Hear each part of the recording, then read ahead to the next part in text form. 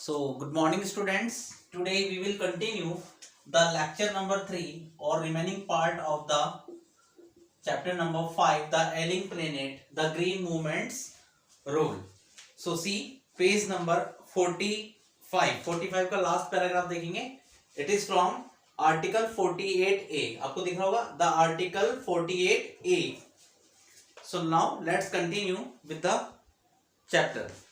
See, Article 48A of the Constitution of India provides that the state shall endeavor to protect and improve the environment and to safeguard the forest and wildlife of the country.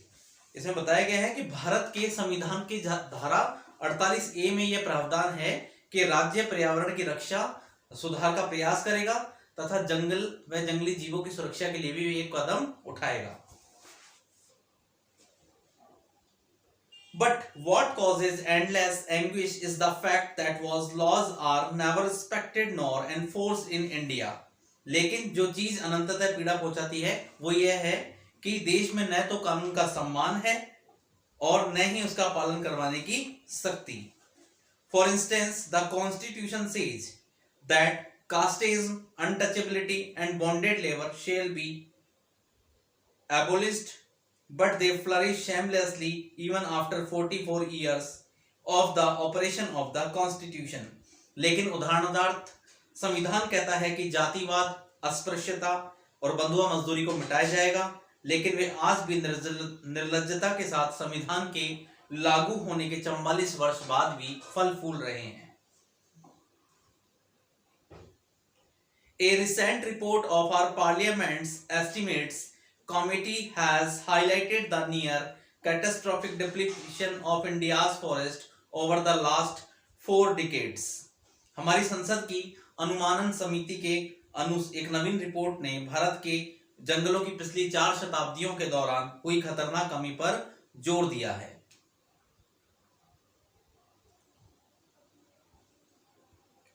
India is losing the forest at the rate of 3.7 million acres a year. कि भारत आज भी अपने जंगलों को 3.7 million एकड़ प्रति वर्ष की दर से खो रहा है. Large areas officially designated as forest land are already virtually treeless.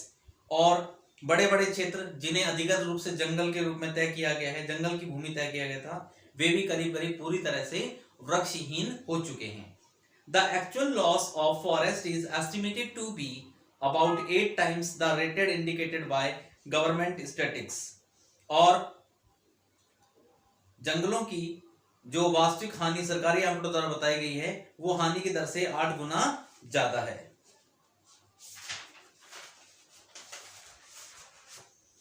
A 3-year study using satellites and aerial photography conducted by the United Nations warns that the environment has deteriorated so badly that it is critical in many of 88 countries investigated.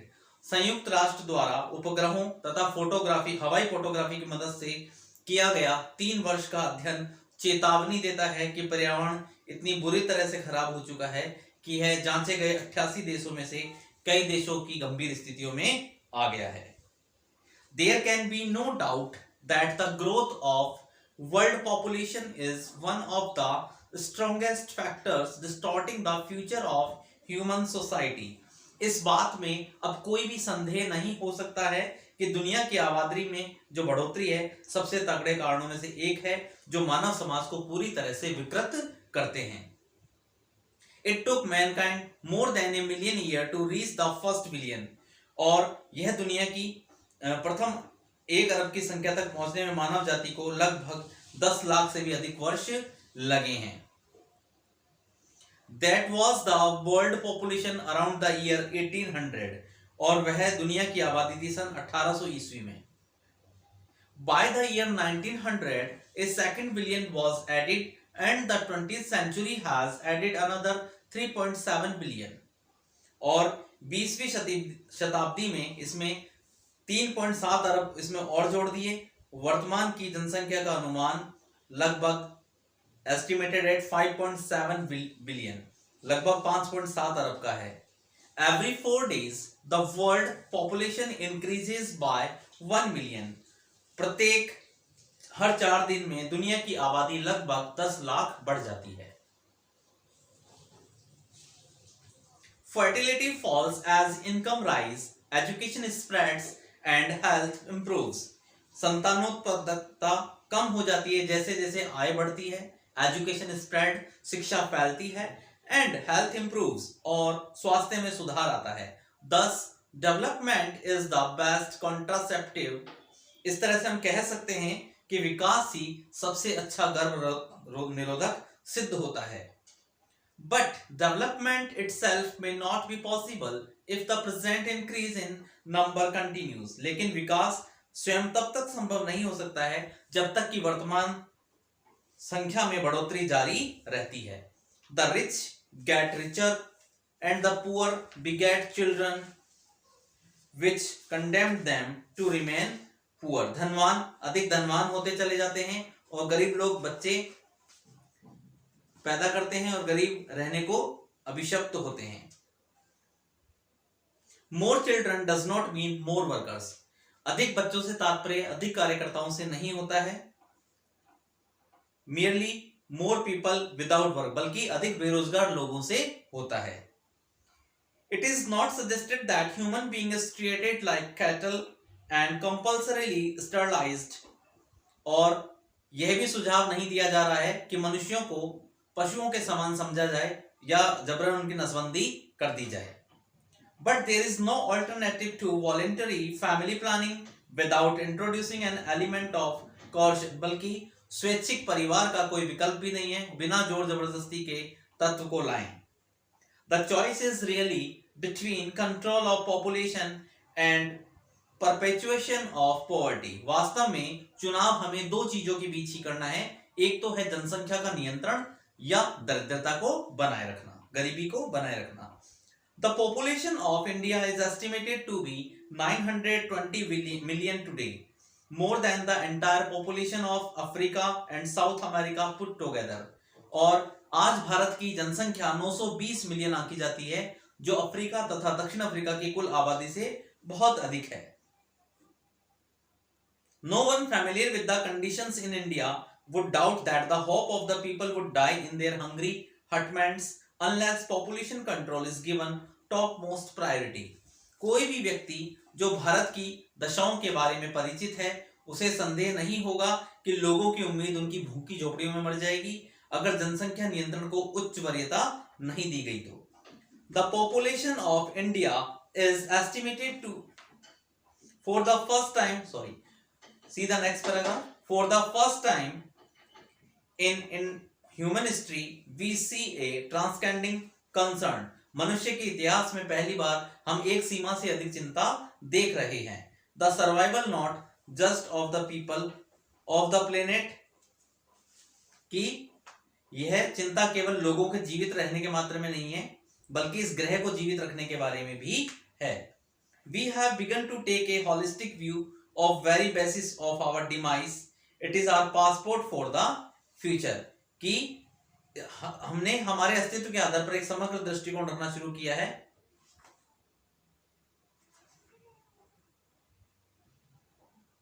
बल्कि भविष्य के लिए भी यह हमारा passport है. The emerging new world vision has ushered in the era of responsibility.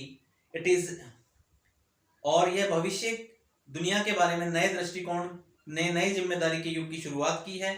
It is a holistic view, an ecological view, seeing the world as an integrated whole rather than dissociated collection of parts. अर्थात कि यह एक समग्र दृष्टिकोण है जो समस्त जीवों और प्रकृति के बीच संबंधों को शामिल करता है तथा दुनिया को एक समग्र एवं पूर्ण इकाई के रूप में देखता है न कि अलग अलग हिस्सों के संग्रह के रूप में. Industry has a most crucial role to play in this era of responsibility. और उद्योग जगत को जिम्मेदारी के इस नए युग में सबसे अधिक महत्वपूर्ण भूमिका निभानी है.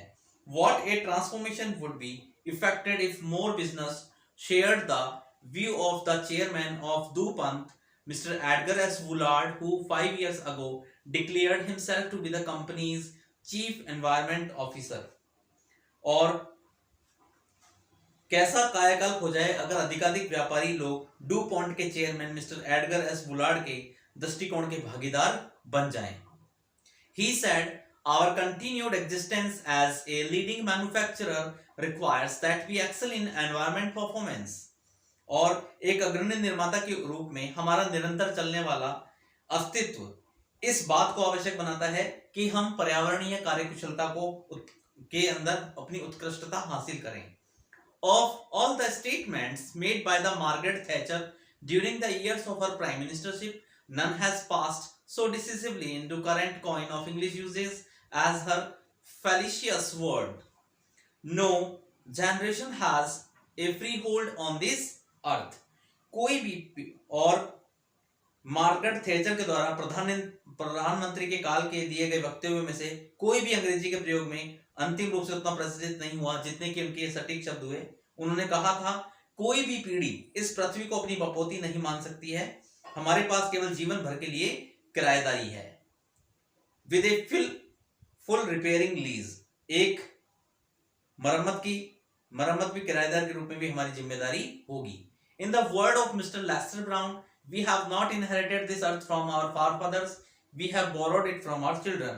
और मिस्टर लेस्टर ब्राउन के शब्दों में भी कहा गया है कि हमने इस पृथ्वी को अपने पूर्वजों से विरासत में नहीं पाया है, हमने इसे अपने बच्चों से उधार लिया है। So this was the complete text part of the chapter number 5, the ailing planet green movement's role.